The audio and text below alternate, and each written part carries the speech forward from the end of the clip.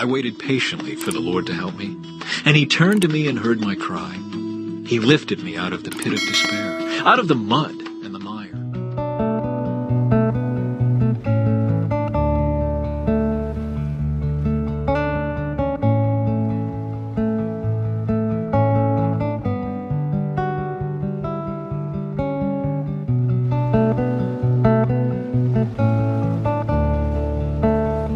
For the Lord to help me, and he turned to me and heard my cry. He lifted me out of the pit of despair, out of the mud and the mire. He set my feet on solid ground and steadied me as I walked along. He has given me a new song to sing, a hymn of praise to our God. Many will see what he has done and be amazed. They will put their trust in the Lord. Oh, the joys of those who trust the Lord, who have no confidence in the proud or in those who worship idols. O Lord, my God, you have performed many wonders for us. Your plans for us are too numerous to list. You have no equal. If I tried to recite all your wonderful deeds, I would never come to the end of them. You take no delight in sacrifices or offerings. Now that you have made me listen, I finally understand. You don't require burnt offerings or sin offerings. Then I said, Look, I have come, as is written about me in the Scriptures. I take joy in doing your will, my God, for your instructions are written on my heart. On the other side of the lake, the crowds welcomed Jesus because they had been waiting for him. Then a man named Jairus, a leader of the local synagogue, came and fell at Jesus' feet, pleading with him to come home with him. His only daughter, who was about 12 years old, was dying. As Jesus went with him, he was surrounded by the crowds. A woman in the crowd had suffered for 12 years with constant bleeding, and she could find no cure. Coming up behind Jesus, she touched the fringe of his robe. Immediately, the bleeding stopped. "Who touched me?" Jesus asked. Everyone denied it, and Peter said, "Master, this whole crowd is pressing up against you." But Jesus said, "Someone deliberately touched me, for I felt healing power go out from me." When the woman realized that she could not stay hidden, she began to tremble and fell to her knees in front of him. The whole crowd heard her explain why she had touched him, and that she had been immediately healed. "Daughter," he said to her, "your faith has made you well. Go in peace." While he was still speaking to her, a messenger arrived from the home of Jairus, the leader of the synagogue. He told him, "Your daughter is dead. There's no use troubling the teacher now." But when Jesus heard what had happened, he said to Jairus, "Don't be afraid. Just have faith, and she will be healed." When they arrived at the house, Jesus wouldn't let anyone go in with him except Peter, John, James, and the little girl's father and mother. The house was filled with people weeping and wailing, but he said, "Stop the weeping. She isn't dead, she's only asleep." But the crowd laughed at him because they all knew she had died. Then Jesus took her by the hand and said in a loud voice, "My child, get up." And at that moment her life returned, and she immediately stood up. Then Jesus told them to give her something to eat. Her parents were overwhelmed, but Jesus insisted that they not tell anyone what had happened.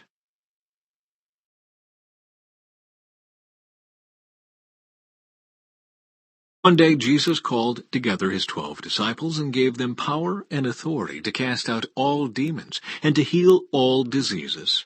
Then he sent them out to tell everyone about the kingdom of God and to heal the sick. "Take nothing for your journey," he instructed them. "Don't take a walking stick, a traveler's bag, food, money, or even a change of clothes. Wherever you go, stay in the same house until you leave town. And if a town refuses to welcome you, shake its dust from your feet as you leave to show that you have abandoned those people to their fate." So they began their circuit of the villages, preaching the good news and healing the sick. Herod's confusion. When Herod Antipas, the ruler of Galilee, heard about everything Jesus was doing, he was puzzled. Some were saying that John the Baptist had been raised from the dead. Others thought Jesus was Elijah, or one of the other prophets risen from the dead. "I beheaded John," Herod said. "So who is this man about whom I hear such stories?" And he kept trying to see him. And the Lord said to Moses, "You and Eleazar the priest and the family leaders of each tribe are to make a list of all the plunder taken in the battle, including the people and animals. Then divide the plunder into two parts and give half to the men who fought the battle and half to the rest of the people.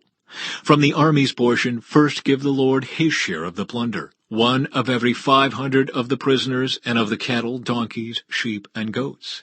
Give this share of the army's half to Eleazar the priest as an offering to the Lord. From the half that belongs to the people of Israel, take 1 of every 50 of the prisoners and of the cattle, donkeys, sheep, goats, and other animals. Give this share to the Levites, who are in charge of maintaining the Lord's tabernacle." So Moses and Eleazar the priest did as the Lord commanded Moses. The plunder remaining from everything the fighting men had taken totaled 675,000 sheep and goats, 72,000 cattle, 61,000 donkeys, and 32,000 virgin girls. Half of the plunder was given to the fighting men. It totaled 337,500 sheep and goats, of which 675 were the Lord's share.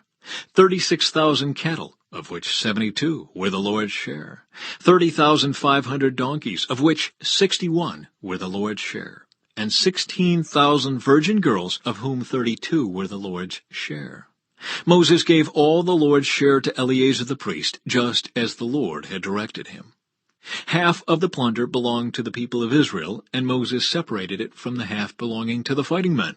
It totaled 337,500 sheep and goats, 36,000 cattle, 30,500 donkeys, and 16,000 virgin girls.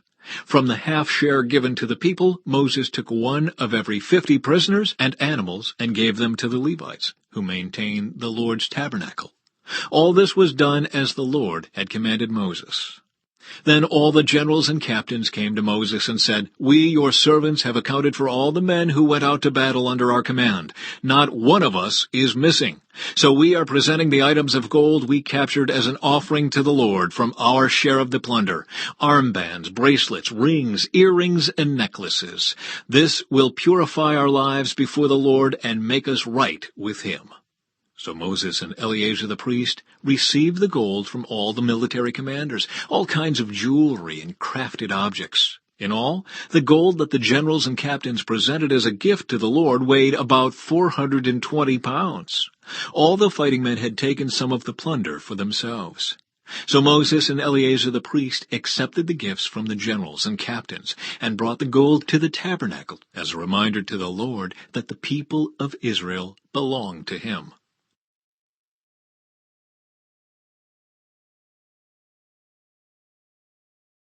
Chapter 32. The tribes east of the Jordan. The tribes of Reuben and Gad owned vast numbers of livestock. So when they saw that the lands of Jazer and Gilead were ideally suited for their flocks and herds, they came to Moses, Eleazar the priest, and the other leaders of the community. They said, "Notice the towns of Adaroth, Dibon, Jazer, Nimrah, Heshbon, Elealeh, Sibmah, Nebo, and Beon. The Lord has conquered this whole area for the community of Israel, and it is ideally suited for all our livestock. If we have found favor with you, please let us have this land as our property, instead of giving us land across the Jordan River." "Do you intend to stay here while your brothers go across and do all the fighting?" Moses asked the men of Gad and Reuben. "Why do you want to discourage the rest of the people of Israel from going across to the land the Lord has given them? Your ancestors did the same thing when I sent them from Kadesh Barnea to explore the land.